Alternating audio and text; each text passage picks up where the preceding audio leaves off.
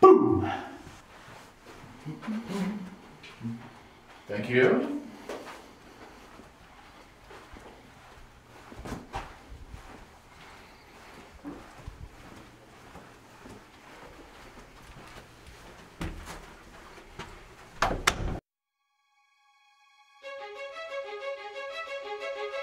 Check Complete, a referee podcast, is an educational resource for referees by referees, designed to connect and develop soccer officials of all ages and skill levels to better serve the game both on and off the field. It's time for more of the Check Complete podcast. It is Season 2, Episode 3. Excited to be back with you. We got some great content this week. I'm here alongside Eric Montgomery. Eric, how are you? I'm great, Gordy. How are you? I think I'm all right. Okay, good. Yeah, we've got some good stuff here. So we're going to chat with Eric. We'll talk more about who he is, his story, and some unique perspectives he can bring to us today. And then we've got a few more exciting segments as well. So we'll be chatting with JJ Bilinski to talk about nutrition. Well, let's just dive right in. Eric, you kind of come from some different current views on the game at different levels, but maybe just give a little introduction about who you are and kind of your path to where we are today. Sure. Well, my name is Eric Montgomery. Former refereed as a youth, and then a little bit when I moved to Kansas City about 12 years ago. But just an avid soccer fan. Currently, I'm the athletic director at Northland Christian School up in the north part of Kansas City. Mm-hmm. And then I'm also a soccer dad. I have a soon-to-be sophomore who plays competitive soccer with Kansas City Scott Gallagher. So I kind of come at it from both of those angles when it comes to where I'm watching soccer. And you've seen soccer at all levels. The first time we met was when you were working for a local conference, an NAIA conference, the Heart of America Athletic Conference. So you were working with them for a handful of years. I did that for, about 7.5 years or so. Yeah, down at MNU watching that team. And you and I, at some point, started talking about officiating and realized we both had a love for that. So always paying attention to that part of the game as well while I had my position with the conference. Yeah. So you got to see a lot of soccer in a lot of different venues. So now where you're at, and so we'll talk about this kind of from two different vantage points like you've already alluded to. We'll talk about your role as an athletic director first. So you're working with Northland Christian, which is a fairly smaller school. Yeah, we're just over 500 students from preschool through 12. So even our high school is only about 100 total students. Yeah. Okay. So there you go. So a much smaller school, but you guys you have soccer. We do have soccer. Yes, girls soccer, and then we're adding boys this fall as well. Very good. Yeah. So your vantage point from the smaller school athletic directors. Let's talk a little bit about that. I mean, we've talked about some of this, but it's interesting even in our pre-podcast episode preparation and conversation, we talked about how there's just a different piece to, and you talked to any officials that work at the various levels, working high school soccer is just a different animal when you come from the club side, and you're having to deal with a little bit more of the, I guess you could call it professional, but extra layers of administration and things. Mm-hmm. So we talked, you and I kind of prepped for some of this. We talked a little bit about some of the pre-match type things or some other things. So what is it that you have found to be, I don't know if it's successful or you're just kind of unpacking what good officials do, I guess we could call it that. Yeah, I think for me, the first thing is I try to reach out to each official and confirm all the details because things move around. We have been renting a facility, so making sure that they know in case we get moved to a different field, which has happened a time or two, depending on where we're playing. But yeah, having that communication. If they reach out to me, that's always, oh, great. Mm-hmm. They're on top of things. I can be 100% certain I know this person's going to show up. Hopefully they're there on time. And then obviously that is great when my coaches can, if I'm not at the field yet, they can say, hey, both officials are here and they're ready to go. Yeah. Then, it's just those extra things where, we know on a club level, to kind of jump on that side, you're just dealing with the assigner. You're not talking to the coaches. You're just showing up to the field, getting player cards, and you go. Whereas you, and like you and I talked about, we see the same teams and coaches kind of based on where you live and maybe what level your experience and skill is at. So you're probably going to do, a couple of conferences or whatever. So you may not. I'm going to see the same, 10 to 15 officials probably in my season. So yeah, there's a chance to build that relationship, know who's good at what. If we have an incident, I can follow up with them, which is great. Which hopefully we don't, but we all know they're going to happen. So yeah, I think there's just that extra relational piece that on the high school level from the school side and as an administrator that I appreciate being able to try and create some of that with the officials, and so they get to know us and we get to know them. Yeah, I think that's been one of the reasons why I really enjoy working high school soccer is because you do get to develop relationships, and that can be, you don't want to burn bridges, so you want to take care of some of that off-field stuff. It's really easy to just take care of those little things and do them well. From the officiating standpoint, do those little things well, to communicate well, to, if you're going to be late or something but doing your best to be on time and to, do the communication piece right, do the administrative pieces right. So, are some of those things, I think we know a lot of those, but are the things that stand out in your mind as like some of the more key pieces? And we talked about pre-match, about once you've arrived, during the game, post-game, things like that. Yeah, I think a lot of them are the same. They don't necessarily change because especially once you blow the whistle, it's still soccer. You might have rule changes from state to state or even conference to conference, but they're so minimal. We're not really talking about those, but it's even the small things about your appearance and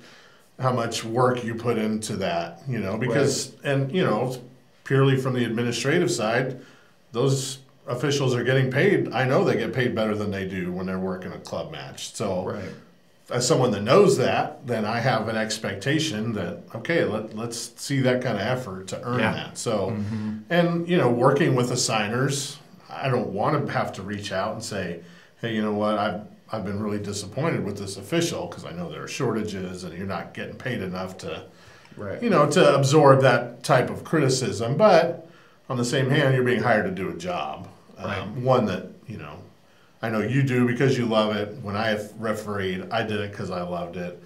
And I would assume all of your viewers and listeners do as well. So there's that balance. But yeah, it's just give us that little bit extra because there can be a lot on the line. You get to it towards a district game or a rivalry game, a little bit different than the club where, you may see a team once and then never see that team again because of division structures and how that all shifts around.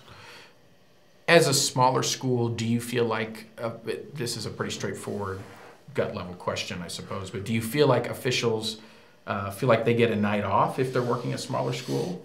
At times, yeah, I think so. I think they've worked enough matches that they can watch even warm-ups and know what kind of game they're going to get. And that's probably everybody. Until you get to a certain level, you can look at one team, look at another, and say, oh, this game's not going to be competitive. Right. So I understand, yeah, you might not have to have the same intensity level as if you're working a Class 5, regional championship game. Obviously, hopefully an administrator doesn't have the same expectations, but I definitely don't expect it to drop below, hey, if there's a foul, you better call that foul. Right. I expect you to do the things mechanically that are accurate. I expect you to protect the players, communicate well, manage the game so everyone has a good experience. So we haven't seen much of that. That's good. I think we get some of the officials that, the assigners know they can give our games and it's not going to hurt anything, but I would love to see some of the more professional and veteran guys that do take this very seriously, and gals, get our games and kind of raise that expectation level. Yeah, absolutely. That makes sense. So shifting gears now to more of your role as a dad, as a soccer parent. I know sometimes I'll get occasional text messages from you on the weekends. We do, which is always, it's good. Any type of feedback is good, whether it's positive or negative, but I know with you it's thoughtful. So your thoughtful analysis, as you approach those things, those games, what are the things for you? Is it the same type of stuff that you're seeing as far as professionalism and appearance? Is that a trend as well there? I think I see more attention to that and better professionalism appearance-wise at the club level for the most part, which take that for what it's worth. But I do feel, and especially our younger officials that are coming up, I think you and the other mentors are doing a good job emphasizing that with the young officials, making sure that I understand when there's weather, they've got a layer, and that's different. They can still look clean and sharp and professional, even if they need to layer up a little bit. I'm miserable out there, too. I can't imagine what you guys are dealing with with your nice, thin, referee shirts and not trying to walk around like the Stay Puft Marshmallow Man on the field, Yes. But, it's different because then I'm just dad. I'm not thinking about all the administrative things that I do as an AD. But, sure. I think for me, I think more safety when I'm watching my daughter play her club games because it's a different level. It's more competitive across the board, I think. There are kids with higher goals and expectations in those matches and professional coaches. It's their livelihood. I know for some of them that if those teams don't perform, they might be looking for a new job here at the end of their season. So those are two of the big things I look for. Is I still want to see them be professional and do the things that I think should be expected out of any official. But just keep the kids safe and manage a game that way. Right. Yeah, and I think when we try to talk to our officials about the frustrations that we hear from parents, if our general appearance is apathetic or we're not putting in the effort to make sure that the game is safe and fair, then, I know a lot of our younger officials don't know what it's like to have kids. But if someone you care, imagine someone you care about is in a place where you feel like that their safety is in danger, you can see why some of the reactions go that way. And I've seen not a whole lot of that. My daughter hasn't played at the highest level of club, but you do see a bit of that from time to time, and there are players that push the envelope and aren't always respectful of their opponent, let's say. But it's just understanding that, think of the game through that lens, I would say, as officials that, once you gain some experience and start moving up, even if you're doing an age group, say you're an 18-year-old and they've asked you to work a under 16 game, if you've got the ability, you're ready to do that game. You just need to think about the safety of the players, especially if you were a player or still are a player. That's how I was. I refereed and played when I was that age. So understanding that side of the game, which they should have a good understanding of because they're still playing. But as a parent, yes, we're competitive. We want our kids to win. But I'm thinking about, and especially as a member of the Goalkeeper Parents Union, I'm thinking about my daughter staying safe on the field, and I just want to see that. That doesn't mean you have to call every time someone kicks at her when she's near the ball. That's not my expectation, but managing those off-ball incidents especially. I think those are the ones you and I texted a while back about an incident like that. There was a play that a referee had missed behind and just totally turned their head, and that's where we got frustrated as parents because there were several of those in a match, and there was clearly not communication between the members of the crew, and then you start to fear for your kid, and that's when us as parents, start to get a little angry on the sideline. Sure. Well, I think one of the things that we as referees complain about is that not a lot of people understand our vantage point, right? So we're trying to take this unbiased view and to really come at the game without a lens, right? To come in and keep players safe and things. But I don't know if we as referees always do a good job of understanding the vantage points of some of the other parties involved, right? Like the coaching vantage point and even the parent perspective, that we don't necessarily keep in mind those kinds of things, which doesn't give anyone a right to abuse or berate an official, but you could see where maybe some level of frustration starts to make sense. You see where it comes from. Not that I think it's ever sensical, if that's a real word to use. I don't know. It is we today. Just added it to the referee lexicon, but you understand why it happened. We're not justifying it. We're just understanding. Of course, we see X led to Y led to Z, and so now we have this incident. But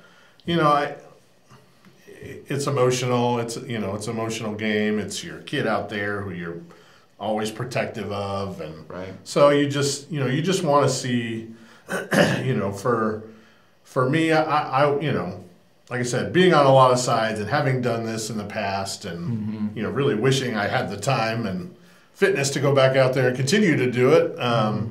But just give me the effort that that you're earning. I think that's where we get frustrated sometimes, is seeing officials that barely leave the center circle. Yeah. It's like, I understand it's a big field, you're working a lot of games, you're tired, but you can get yourself into different spots and see some of those incidents with a little bit of hustle and a little bit of anticipation, especially at the younger level. You should be able to get to those areas of the field and eliminate, I think, some of those potential problem spots during a match.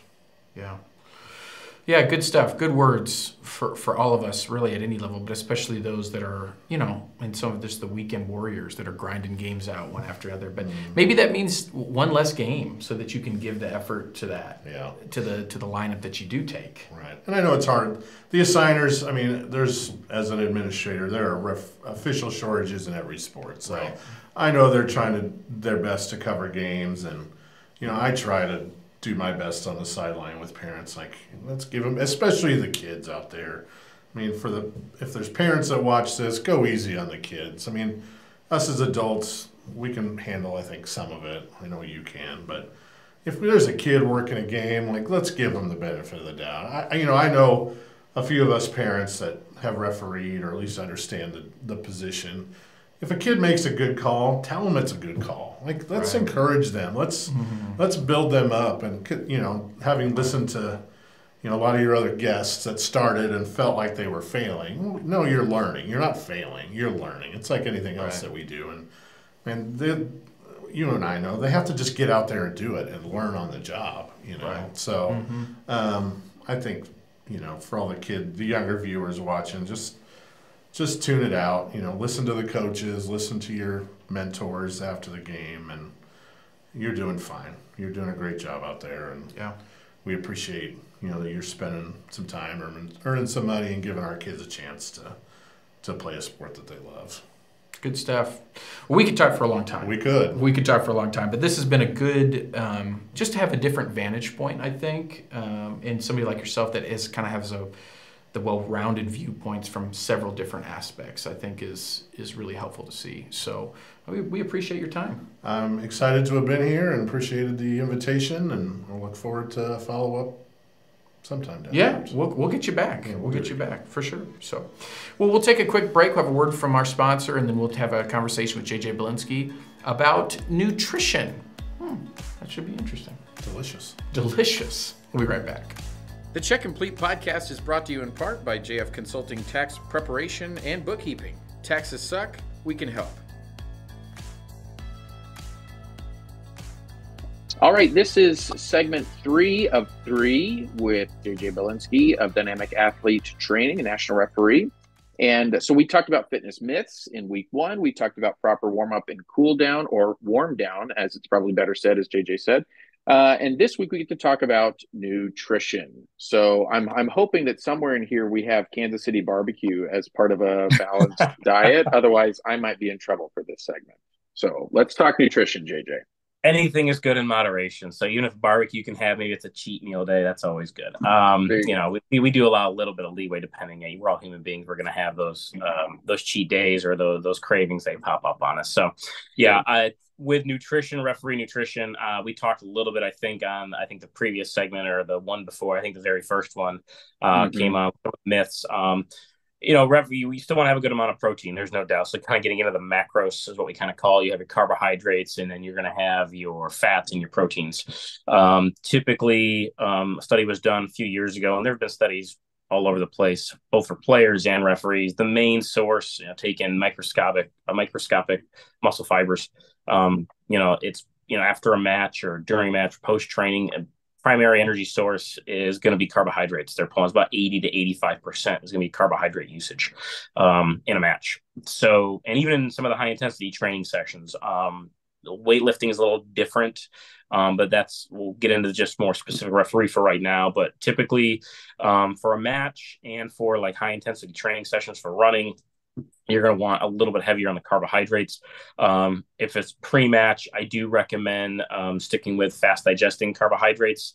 So something like a white pasta, if it's your last meal before a game, I do recommend eating 3.5, 4 hours before your last big main meal, and then snacking, maybe 2 hours before, like an hour before, just with some simple fruits, whether it's a banana or whatever it is. I'm not big on bananas, but some people like them and they're okay. I'm much more of a berry person, or an apple. Those work well. I use supplements I typically use supplements anyway, like an hour before. And it's usually like a fast digesting carbohydrate that gets into the body very quick, very rapidly, gives a good amount of energy for the match. And I can feel it working when I get late in that 60, 70, 80th minute. I can still feel all those carbohydrates kind of pushing, and basically help me sustain to get through the end of the duration of the match. But yeah, definitely with nutrition, you're going to want to be a little bit heavier in the carbohydrates. I always tell people, typically they used to call the old zonal diet or the athlete diet, which was 40-30-30, which is 40% carbs, 30% protein, 30% fat. Doing it that way is probably like a good general rule. It's very balanced. If it's a game day, maybe you go 50 and then you trade that off for a little bit of fat. It just really depends on the training session for the day. And then typically for the training sessions for the day, you would typically kind of base around, if you're going to the gym, you can I wouldn't recommend carbohydrates. You can do that to kind of give you energy up and going. If you are going to do carbs in the morning, oatmeal is one of the best sources. Very, very good. It's got a good amount of fiber, and a good amount of protein in there. So it kind of helps regulate that blood sugar level throughout, and then throw in some berries in there as well, whether blackberries, blueberries, raspberries. Those are the three I highly recommend. Or doing some whole grain toast or bread along those lines. Work very well with peanut butter, so you get your fats and your carbs.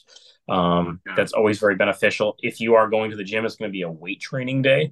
I do recommend maybe with some eggs or egg whites for extra protein throughout the day. You can always do that. Typically with runs, you would want to stay more carbohydrate derived, only because that's going to be your main energy source, going to give you a good amount of energy. Protein it's not really an energy system we tap into when we get into running, unless it's really extreme and very long duration. But typically it's carbohydrates and fat are our primary energy sources when we're doing a lot of high intensity runs and sustained effort runs, tempo runs, all that kind of stuff. But yeah, the real big thing that I try is having a good balance. And with a nutrition aspect, we always think protein all the time. And it's good in some aspects, but it's not always the one size fits all. It kind of fits in that bundle. It's like, oh, I got to run, I got my protein. It just depends. If it was not taxing, heart rate didn't get very high, then I would definitely say, yeah, protein would probably work. But if it's more of a higher intensity, heart rate's getting into zone 4, zone 5, carbs are going to be your friend, and you're going to want something post-workout that's going to be very heavy on the carbohydrates, especially fast-acting carbohydrates. Going a little sciencey, as I don't know if most people know this, but we're all kind of burning fat as we sit here and we talk. We're burning fat, and as our heart rate gets higher, we start shifting away from fat. We start burning more carbohydrates. So the higher our heart rate gets, the more carbohydrates are going to be getting used. So we're out there working the game, and it's a high intense game, and we're in zone 4 and zone 5, the majority of the game. All those calories we're burning off are going to be, basically going to be coming from carbohydrates. So we're going to want to make sure that we're properly fueled up, 2-3 days beforehand, topping off our stores properly, making sure that works out well. And then going back to what specific food, berries, oatmeal are very good for breakfast, even pre-match for the day. No junk food. If you want to do the barbecue, you can always do that. I recommend doing that as a cheat meal day. Yeah, like I said before. Yeah, like I said before, you can do that. But then also, you want to find a good balance of having, lean chicken, some, lean protein. So like chicken, fish, red meat's okay. Maybe once a week along those lines, it's okay. And what I try to always instill in my referees, you get 6 days of the week, just stay on your nutritional regimen. I don't like to say diet. Nutritional regimen, which means you're getting your vegetables in there, you're getting your fruits in there, you're getting proper carbohydrates, and then you're getting your protein in there. Then you're allowed that one day on the 7th day to kind of that's your cheat day, whatever you want. you can have it, however much you want of it, you have it. Just stick on those 6 days, and that'll work out well for you. If anyone's ever trying to really struggle and trying to find the proper way to do it, I would say just kind of break up your plate in 4s, where I would say half your plate should be carbohydrate derived, and then you're going to have like your vegetables or your fruit, and then you have your protein. And that's that way. If you're going to be a little bit heavier, I broke that up improperly. That would be on a heavy carb day, half the plate. Gotcha. If you're going a little bit more moderate, I would say, hey, they would basically be, maybe a portion of it can be, carbohydrates, another quarter of it can be protein, and then quarter fruit and quarter vegetables. If it's like, hey, I know I need a little bit more vegetables, you can always trade off that fruit for vegetables. And with the fruit wise, I always recommend, like I said, for like a pre, or if it's throughout the day, later in the day, berries work very well. Bananas are okay. I'm not necessarily a big fan of them. I try to stick with raspberries, blackberries, blueberries. And then the other other fruit would be kiwis, mangoes, pineapples are all really good for recovery. Very, very good for that in that aspect. And then when it comes to carbohydrates, white potatoes are outstanding. They're very good for energy. Sweet potatoes are okay. They're good. But they don't kind of have that same return value. So some do in some aspects of it. I mean, sweet potatoes are very good. Just making sure that you're having, it's not like a Texas Roadhouse where they have like the brown sugar and like the marshmallows and all that kind of, I mean, they're good in certain aspects. So, and like I said, the lean protein source is probably the best form to do it.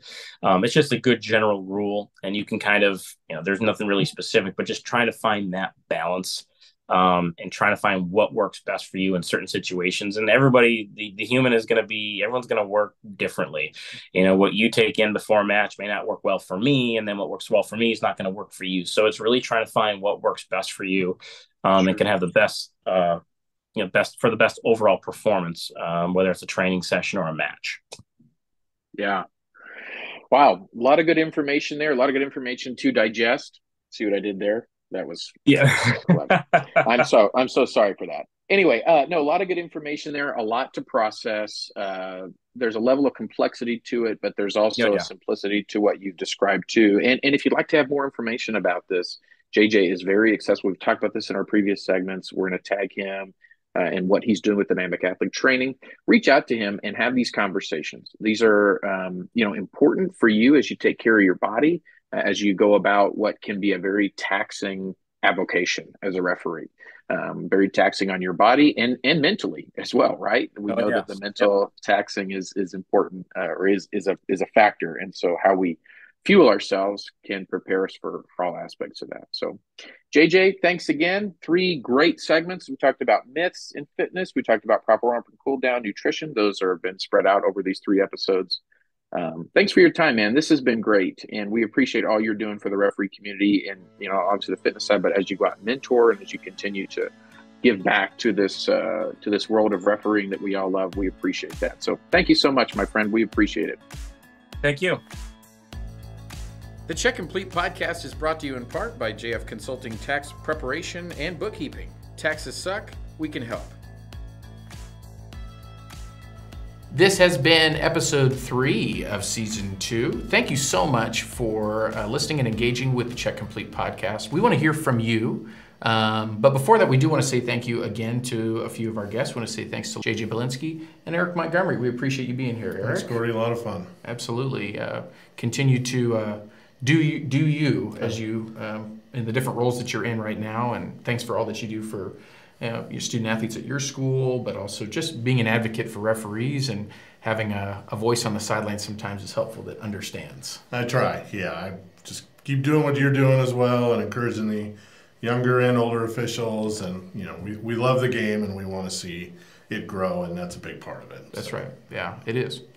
So if you have ideas or things you want to see happen on the Check Complete podcast, reach out to us. Make sure you're following us, engaging with us on Twitter and Instagram at Check_Complete, on Facebook, Check Complete Podcast. Summer, yeah, there we go. And make sure you engage with us on those. And then you can just, slide into the DMs and let us know, or send us a personal message on Facebook, or you can email info@checkcompletepodcast.com.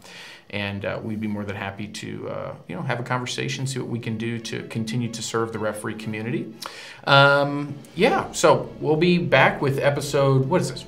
We're on 3, so episode 4 coming up with season 2 very soon, with some more great content for you. But we appreciate it. So this has been episode 3, season 2, the Check Complete Podcast. Thanks for listening. And happy whistling.